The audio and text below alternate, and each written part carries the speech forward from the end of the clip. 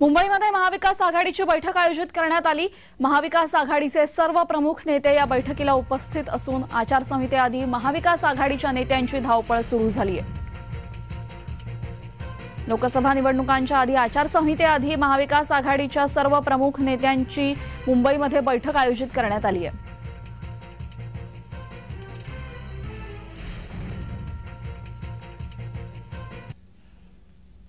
आपल्यासोबत आमचे प्रतिनिधी मनोज दाळकर जोडले गेलेले आहेत। मनोज, आता तिथे काय होतंय?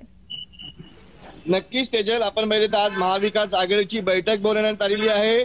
मुंबईतील ट्रायडेंट हॉटेलमध्ये ही बैठक बोलवण्यात आलेली आहे आणि आपण बघितलं त्या बैठकीला सुरुवात झालेली आहे थोड्या वेळा अगोदर।